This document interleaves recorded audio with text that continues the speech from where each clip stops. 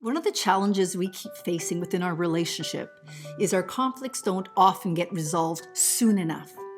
So, where you retreat and it feels like the silent treatment's going on, this can go on for days, even weeks. You keep telling me it's because you're not being heard. And I keep saying, but I'm listening to you. Still, you feel you're not being heard. This is what we're going to talk about today. I'm Allison, and this is my Aspie. Hi, I'm Danny, the Aspie. That's right. So I think it's really important to define what it means to be heard, or what's the difference between being heard and being listened to. It's a very good point. I think people are kind of mistaken the differences and are missing out on the big opportunities here. First of all, being heard, it means this. It's not only being understood, but truly understood and give the necessary importance of what someone is saying, regardless of what it is, and then immerse in what they say. And I would take the example, let's say I have a child who is crying for the loss of her or his toy. And then we're going to tend, as a mother especially, to simply get on one knee and truly immerse into their pain, regardless of we find it is something which is stupid or we can buy another one the next day and so on and so forth. So as you could see, being heard is to put aside your own ego, your own brain conditioning and so on and so forth, to completely ignore it, to immerse in what the others is feeling about. That's being heard. So when you're expressing to me something that you feel or your opinion on something, I'll have to admit, I often want to say, yeah, but, or, refer to, well, how do you think I feel about that?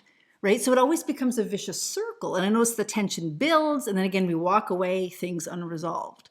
Yes, well, as we have seen to the podcast earlier, it's very important to create the environment. And the environment, it means that we understand that our energy or our anger and frustration, whatever feeling which is negative, is not going to be an asset in trying to be heard. It's going to be, especially as an Aspie, this negativity will completely stop my access to inspirations and truly to know what to say or what to do. So we need to dissipate this, absolutely, bring an environment which is kind of calm and positive. And as for ourselves, we're going to be on the sofa every morning having a cup of coffee. In an ideal world, is not to tell you who's feeling the pain of not being heard, to say, look, I need to talk about something. Yeah, sure, I could, but in an ideal world, it will be you to say, I'm ready to hear you. I understand that you have been through a pain, regardless if it is yours, is mine, has been been created by the both of us, our behavior. It doesn't matter. I'm ready to hear you, to put aside my ego and truly immerse into your pain to understand you. This is what being heard is. So you had a good example, a definition of what it means to be heard. I think it would be really, really great to read that again, because I will approach, say, the table, as we call it, the negotiation table, when we have our coffee every morning. And I have to admit that I am sometimes very resistant, because it always, until I understood what it meant to be heard, I would often feel like I'm obliged to agree with you. And I didn't like that feeling. And I didn't want to say, well, I have to give in and just take your side to create the peace. No, I too want to be heard. Yeah, that's right. It's not a question of saying I agree or you're right or I'm wrong or taking a side or try to prepare an answer or being defensive. This is all the very common and kind of destructive kind of behavior when someone is simply trying to be heard. So if you read this definition, and if I just close my eyes for a moment and clear my mind, not think of anything else, and truly absorb what you're about to read here, go ahead. When I say we want to be heard, I mean not just that someone acknowledge what we say, but in a deep and profound way, we want someone to hear what we say and understand what that means about us on our deepest level and accept us without judgment. Okay, so what that means on your deepest level, truly putting ourselves in your shoes. Yes. That takes practice. Yeah, for sure. It took you like over 5 years to be 5 years. able to do it exactly, and that's regardless to the fact that I was telling you what's going on. So it's not like okay, I mean, it's one thing to be in a situation you don't know why something occurred and the frustration rising or that sort of thing. Okay, that's fine. I can understand that until you research and find a professional who will guide you, and that's one thing.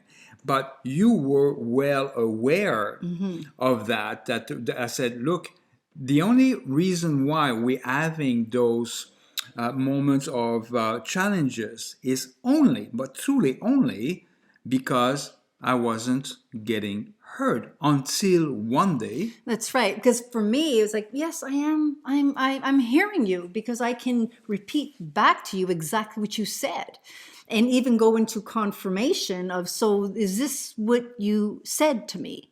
But truly, I have to tell you, I didn't quite feel what you're feeling. But one day when I was suffering with my own, where I felt an anxiety that was going on all day long, and it really was affecting my breathing. And I asked you, I said, is there something that you need to share with me? Because I feel like something's wrong. And you said, no, nothing was wrong. And it continued on. And finally, the third attempt, just before going to bed, because at that time, we had been apart for 4 weeks, where you were retreating down to the basement, which I called the doghouse. And we were not sharing a room. We weren't sleeping together. And then we were going to have a discussion on that morning about, okay, how are we going to go about coming back together into the same room and bring a positive energy the best we can? But what happened after we sat down and we shared a little bit of exchange, the conversation never occurred, simply because you were waiting for me to initiate it. Because I had said the night before, we're going to address that in the morning. But I hadn't realized, and you at the time hadn't even realized, that that was really what was bothering you until that evening. And I asked you one more time, I said, so you mean to tell me that what I'm carrying around all day, that this is just me? Is this just my imagination? And then you said to me, Yeah, I simply explained what did happen because from my perspective, the only thing I was doing is to try to reflect back about what did happen. Is why do I feel so badly? The fact she didn't initiate the conversation. And I'm a kind of person, or kind of Aspie, to write a lot in my diary. My diary to me is very important. It's a way to be able to get my thoughts together, to truly understand what's happening. And it's been a savior for us because if I don't have an answer, I will research on Google, Wikipedia, whatever necessary. So was one of those days when you ask the question in the morning that you say, was this something going on to me? It was simply the fact, yes, I was bothered, but you weren't sure. That's right. I just wanted to clarify first before I can express. And that was my mistake, actually, because I should have shared that with you straight away. Yes. I should have said, look, I'm not certain of why I feel this way. Somehow I have problem to accept or that it is only because you didn't initiate the conversations. So I would like to take the day to reflect back on this with my diary, write about it, and try to discover why do I feel this way. And meanwhile, all these feelings going on, you were having your kind of solar plexus blockage. Yeah, it was like, it felt like a crisis to me. I literally thought, do I have to go to the hospital? What is this that I'm carrying? It was so foreign and heavy, and the anxiety, it was just over the top. And then when I said to you again before bedtime, I've been carrying this, and you finally said, yeah, you did have something that you thought you figured it out, what was bothering you. I went, so something was bothering you. And the minute that you acknowledged that, this sense of relief came over me. I felt like something left, and just this weight was taken away. And it was at that moment I went, oh, he heard me. Because I am a hypersensitive, and I've told you on various occasions, my anxiety is really high. I'm very sensitive to when you're moving around, or when you're walking. It sounds like your heels are louder than usual. Like, I just, not that you wear heels, I mean, but your footing is louder than usual. And I'm so aware of it. So everything becomes really, really pronounced to me. And it was at that moment I actually felt that. I went, okay, so this is what it means to be heard. And since then, it's been 6 weeks, we haven't had a conflict. So I'm curious to see if the next unfolds, again, how we will be able to approach it. Better yet, yeah, I need you to express to me sooner than later, yeah, something doesn't sit right, I don't quite know yet. Then I can understand what I'm feeling, and I can put it to the side, knowing we're going to address it again. It's a very good example of me not hearing you, which is very unusual because I tend to be much more attentive. So it's not something you had ever No, complained you're pretty good. Yeah. that Yeah. you haven't been heard, because Right. I tend to be able to be very attentive in everything you say. I will be able to read you between the lines, reflect upon your conditioning, meaning like the way you've been brought up and then where you're coming from and so on and so forth. And that is all about understanding, because being heard is be able to understand truly, patiently, what the other feels. But what to me, this miracle, that the fact you were able to feel what I felt was the most important, is at last you were able to feel when the connection is not made of being heard, when the synergy, the energy of going back and forth towards us, our energy field, or having a pain in our solar plexus, which is very immobilizing, it kind of feels like, because I feel it to the deepest level, meaning I do not have a choice that when we have a problem, when I feel something that you need to hear, if I'm not getting heard, as an Aspie, that put a strain, a pause, a stop to our relationship. Nothing get normal afterward. The flow has been stopped, and it's been stopped right there in my solar plexus. Nothing's going on until that I get heard. So now I know that, because before, how I took it was, so he's not even, he's disregarding me. All of a sudden you disappear. I feel left on my own. I think we discussed this in the last podcast. And so now I understand, okay, so he has not been heard. So we have, again, tools in place. So when we experience another conflict, we're going to see how that works. Now, I want to point out another thing, is that a lot of the wives in this group, they do have a good intention to try to clarify things with the partners, but the minute they start to ask a question, all of a sudden their partner just turns around on them and is almost, they can be, verbally abusive, they're defensive, or they yell, or so what do you do in a case like that? Well, there's two kind of problem there. The first one is, I will refer back to our first podcast, which is setting up a safe environment for sharing of talking to one another. And that is very important, because you need to explain that I'm not there to get an answer. I'm not trying to initiate a conversation to be able to say, well, you're guilty, I'm right, or any of those sorts. It's only and only to be able to say, did you truly understand what I meant?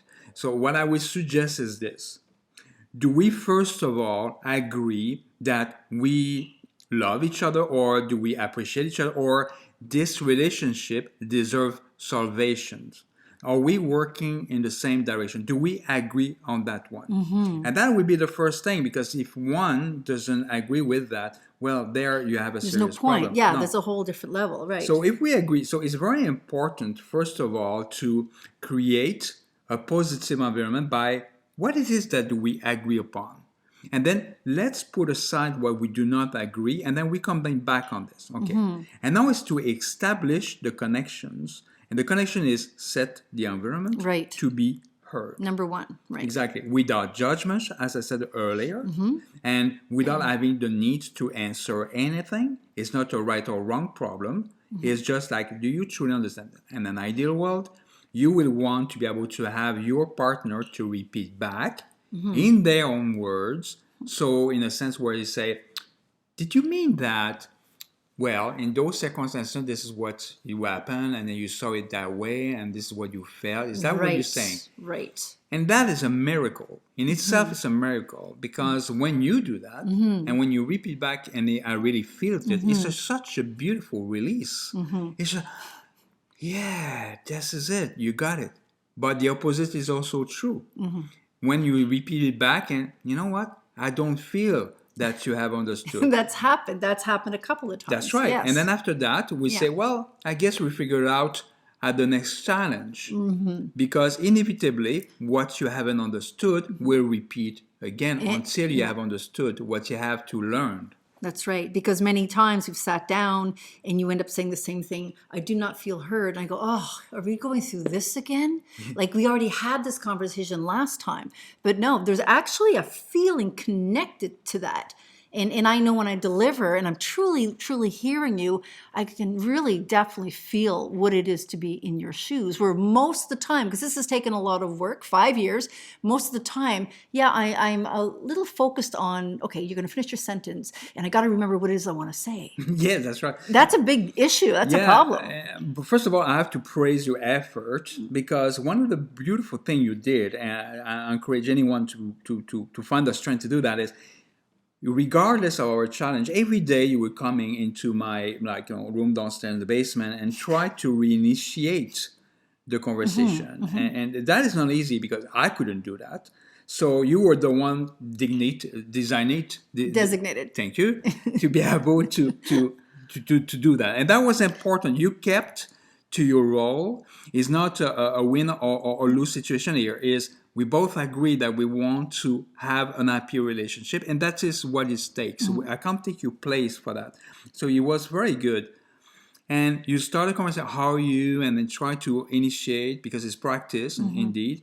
And at some point, you were too much trying to get into the details of what did initiate this challenge. Absolutely, yes. And this challenge is not a problem. The challenge is what it is. You need to change your perception of what a challenge is. Challenge is simply an opportunity for growth. And that is very important. They are inevitable. So you need to accept them, and they need to be part of a strong relationship. And that certainly has strengthened our relationship. It has. There's a lot of things we can go through because of that, because of the amount of challenge we've been through, because we have learned a lot. We have given a lot of attention of what did occur and why it did occur to resolve this. So what I would suggest is when you have a challenge, try again to be able to create this safe environment of communications. And then when it doesn't work, to kind of go back. Do not push, especially not an Aspie like me, to try to enforce your negative, bad energy, because it can get bad and ugly. And I'm sorry to say, but it's okay if you can control it, but it's bad when you can't. So you can't corner an Aspie and say I will try to oblige and enforce my pain. Right. Because I feel that if I kind of damage you, then in that case, it would justify my damages that, in fact, you're truly imposing on yourself. So no one is responsible for what you feel but yourself. And you need to accept that. You can't say because I'm going to eliminate something, that's the pain is going to go away. This pain, you're the one who's creating it by the way you perceive what did occur. That means anybody who's going to create the same situation, you will be finding yourself in the same pain. So regardless who it is. So it's very important to accept that. So what I would say, do not put too much emphasis of what did cause the problem. Right. Just simply say, okay, let's be heard, first of all, without any judgment. No one is guilty or at fault or anything. It's just a matter to be able to reestablish the connection, and when it's afterwards to be able to go back to what it is that we can learn from the experience that occurred. So a lot of women have expressed, I feel like I'm always the one that has to break the ice. I feel like I'm always the one that has to say I'm sorry, or else he won't ever approach me. He won't even initiate it. So what you're saying, if I understand and hear you, is that I need to be willing and open to, in that first initial attempt, that I am prepared to hear you. That's I right. am let you. You have to be able to receive that feeling, perceive that what I'm delivering is that I'm truly sincere. That okay, I want to hear what you have to say. That's right. That will make a difference. You will make a difference. And the fact that you apologize is very important, not because you have to. It's just like I always say, the biggest of the two will apologize first. The biggest of the two will say, I love you first. Is always the one who is prepared to put his vulnerability at stake.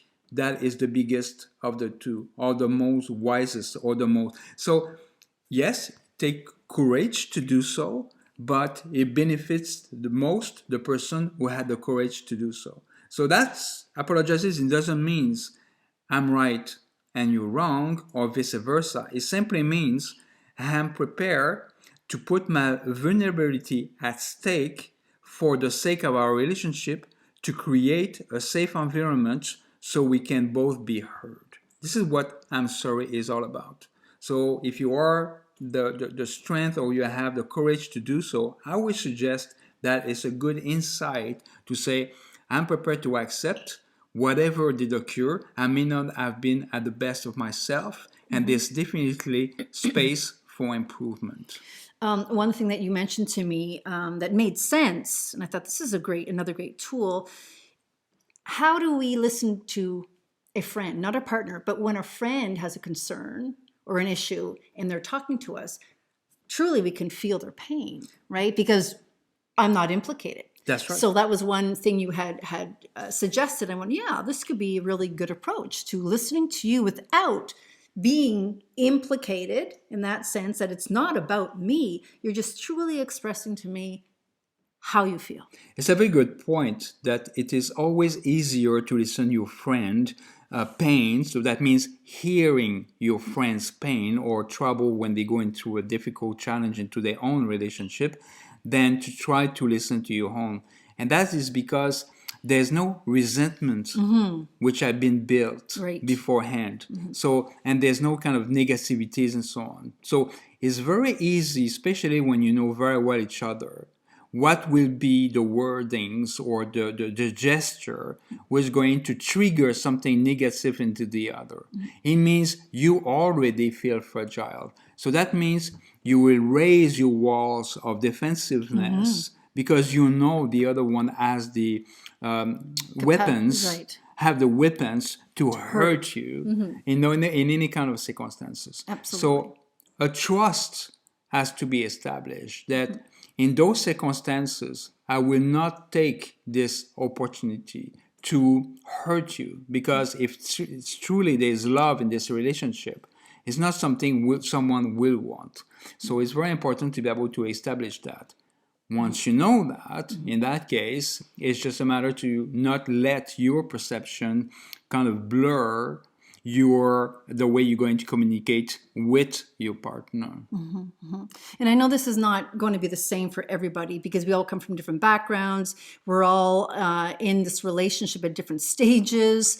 The degree of autism where you're at and other partners are at, everything varies. So I know the hardest thing, especially when resentments have been built, it's hard to come to the table. So I guess with, of course, having counseling and support is really important, but there's no reason why when and as issues occur or challenges occur that we can't use these principles that we discussed, creating a safe environment that we agree first on what we, to come together and what we do agree upon within the relationship. And now, yeah, I do want to make this work, and knowing that you want to make this work, those are things that need to be established, and that we can now move forward and, hey, you know what, like I do really want to hear you, and vice versa.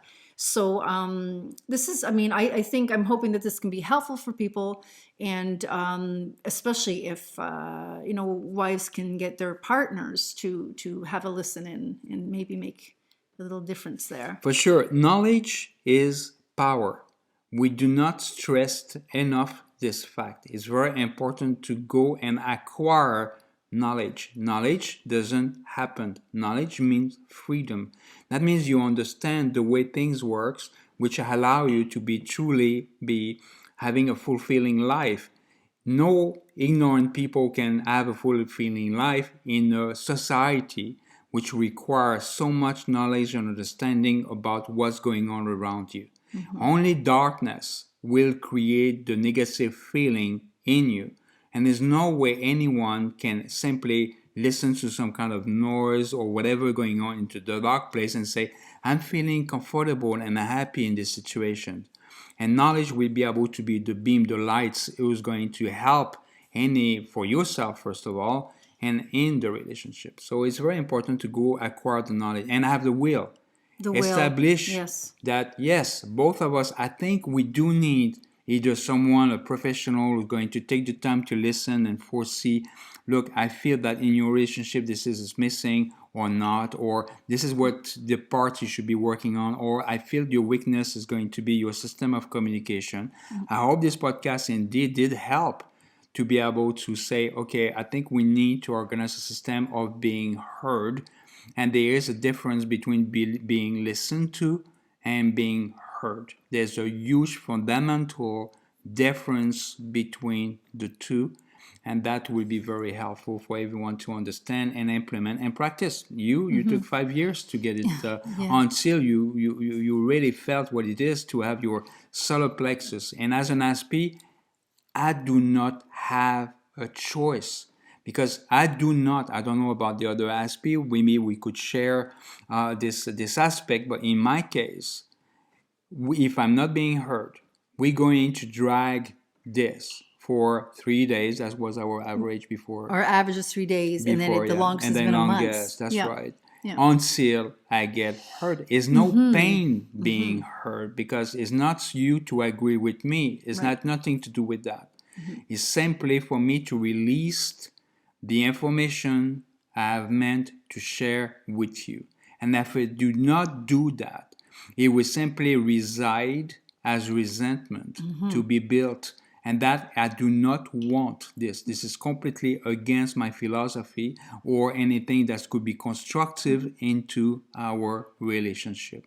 So it's fundamental that whatever issue that we have, we should establish an habit where we get heard without, again, judgment and into the perspective to be able to resolve. As we have talked earlier, it's important that we get our baggage offload. Unpack. That's the like word. Our baggage. Unpack, right? exactly. Our baggage unpack. And we need one another to do that. And if you are to judge every time I put an item on the bed and it's like, and you judge, it's not going to help. We need to be able to say, yes, I understand the way you could feel, but now, you know what, we can go. But that will be another issue altogether. So it's very important that being heard is an essential part of a successful relationship, and you can't go without that. So the practice is really, really important, especially when we have our partners, our Aspie partners, where they're always feeling attacked. So it's got to get to a point where finally they know that what's going to come out of their partner's mouth, it's not going to be an attack, a delivery to shoot you down. Yeah, but that's the part of the preparation, which need to be done before. So that's the earlier podcast where you need to set the environment, the safe environment. Because if you safe environment, it means you won't be attacked. That we're agreeing that you are okay here. Correct. Yes. That's correct. And that's so important. Then you can't jump the task here. Create the first environment first. Go in a restaurant, go in a place where it is safe. And then you can be heard. You can't be heard. You can't be having a kind of conversation chat or that sort of thing, you kind of randomly and say, I'm going to be heard. You need to prepare the ground. And then you can truly be. We have to agree that, okay, yeah, this is cool. This environment suits me. Does it suit you? Yes, okay. Because if it's not, if one is not feeling comfortable in it, it's just not going to go. No, it's not going to go. So there's a few tweaks which should not be dismissed. There are details people can say, but they are essential of being heard. So this podcast was about being heard. Again, it's an essential part of what it takes with respect. We have already talked about that, and be able to communication established. Once you have that, and for our part, actually, that for us, it was a savior to make sure we get that established. And then you can truly resolve a lot of issues because we have established where one another, regardless, we can actually express what we feel, and then knowing we're going to have the support of our partner, and that's important. So I wish that others would be able to do the exact same. So this is great. This is great, and I still keep learning all the time, constantly. And so this was an exchange. Of course, again, Danny and I are not professionals in this. We're just sharing our experience, hoping that maybe there's some things that can be helpful to the other wives of Aspies. So thanks, Danny. You're welcome. I listen. Okay. I listen. Yeah. Okay. All right. Goodbye. Have a great day. You too. Bye-bye. Bye.